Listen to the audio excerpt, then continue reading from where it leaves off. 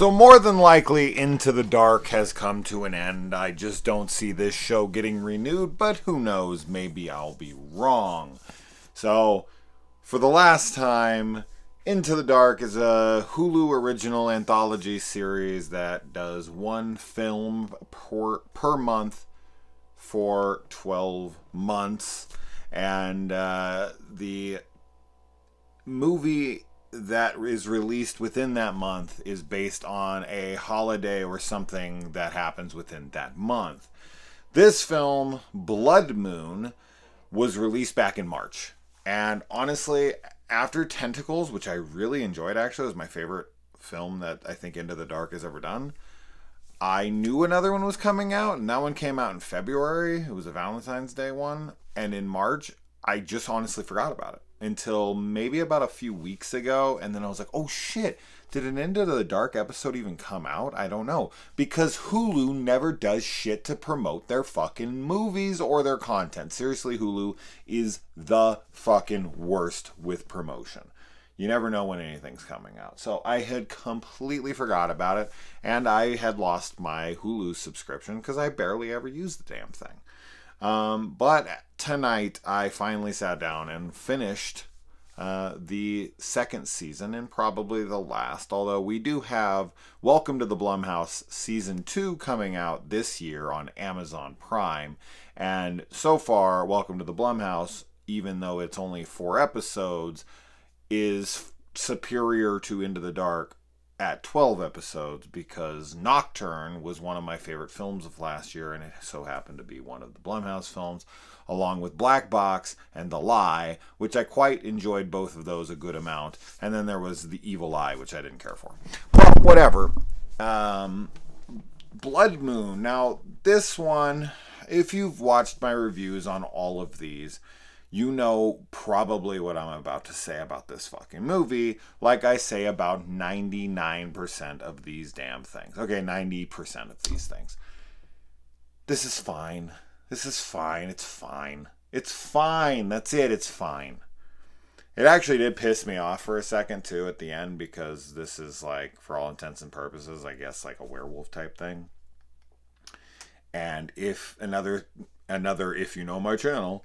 But if you know my channel, you know one of the biggest gripes I will ever have with a werewolf movie, and they commit that sin in here at the end. And I was like, oh, I was by myself watching this film, and I booed at the screen alone for like 10 seconds. Seriously, the movie was on, and then it happened. I was like, boo! Boo! Boo! By myself. Wow, I'm quite the winner, huh? How am I engaged? Who the hell would want to be a guy who boos a screen alone? Whatever. So yeah, okay, there's a woman and she has a kid and her kid is a fucking werewolf. And she has to keep it locked up, so or keep him locked up, but the werewolf's an it, I guess, in the moment, whatever. Or it's a him, but I would call it an it because it's a fucking werewolf. Anyway... She's moving from town to town, and she moves to this small town. She's trying to get a job and support the kid, and is on the run, and of course is doing everything under the table. And it's really just a story that follows the mom and her trying to protect her son from being exposed, found, and protecting him from killing other people, and making sure he's locked up during, full moons. And all of that stuff with her is fine. It's okay. It's something we've seen a million times before, but it's well acted. I think she does a good job. She gives a good performance. She reminded me a lot of Rosario Dawson in this for some reason, especially towards the end. But I thought she was quite good. I thought everyone in this was good. I thought the drama was fine. I thought that, but this offers nothing new. Nothing. Zero new things at all. It is just a greatest hits compilation, except for the greatest hits weren't put on the record. They were all like mediocre tracks that were on an album that you loved, but then, they just took all the songs that you were like, these are alright songs, and they put them all there instead of the greatest hits. I don't know if that analogy worked, but that's what it felt like to me. It's just like, it's a mediocre tape, you know. And that's this show. I feel like that's this show. Like, you know, it might have a hit here or there, but for the most part, they're like, you know, I'm not going to keep doing the music analogy. I was going to do another one, but fuck it. I would say, of the 24 episodes, which, as I said, I think this will be the 24th and final episode, I really enjoyed maybe 3 or 4 of these. And then I think the other 20, I was just like, these are fine. I don't think I disliked or hated any of them. I just was like, So at the end of the day, what does that say about this show? It's a mediocre show. Like, I guess that's all it is. That's all there is to it. But I don't know. Is that a bad thing? Kinda, just because it feels like this show's too safe. I feel like that's the big issue with this show. Number one, there's nothing very adult about anything in this show. Like, while the subject matter is, what's being displayed and shown to us throughout this show isn't. So yes, there's cursing. There's not a ton, but there is some. And that's really the only R rating aspect of it. There's not really any nudity. There's not really any gore. And there's plenty of episodes that really called for gore. And it's Hulu, right? It's Hulu, so they have the ability to do whatever the fuck they want. It can be R-rated. It can be X-rated. It doesn't really matter. They don't have to approve the rating through anything. At least I don't think so. Maybe. How would that work? Does Hulu have to hit a certain level? Like, is there an unrated for Netflix?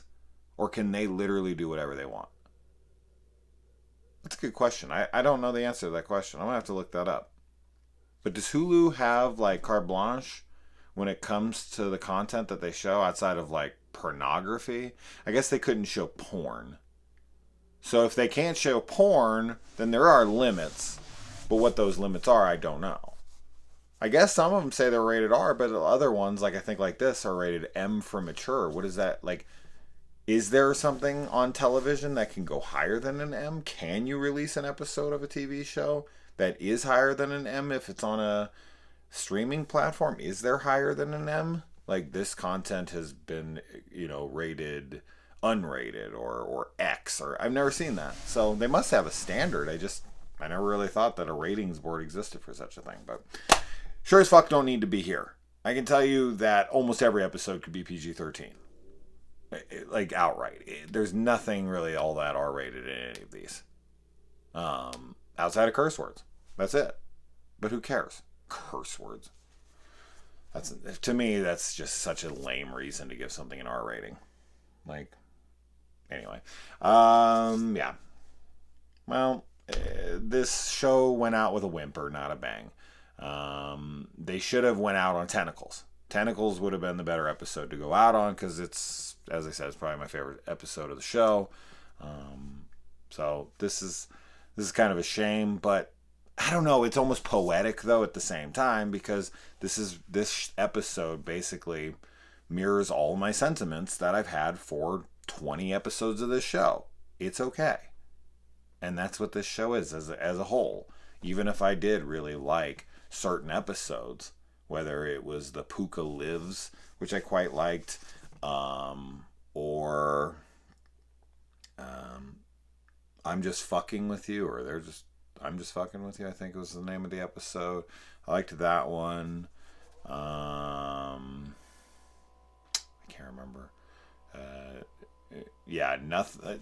Yeah, and then there's a lot of episodes that are like, yeah, it was good. That was all right. I liked this and this a lot more. Whatever. But yeah, oh well. Not much to say here. And if there is a third season, of course I'll cover it. But I'm looking forward to Welcome to the Blumhouse season 2 way, way, way, way more than this getting renewed. But if it gets renewed, I don't know. I hope it doesn't. Unless it's going to come back with legit titles that are good, Why bother? Why bother making content like Blood Moon? This shit does nothing for the genre. This is throwaway. Performances are good, sure, but is that strong enough? It's not bad. This is not a bad movie. It's just fine. Ugh, anyways, well, Into the Dark. Thanks for a lot of mediocre content. We'll see if you ever come back. I kind of hope you don't. Adios.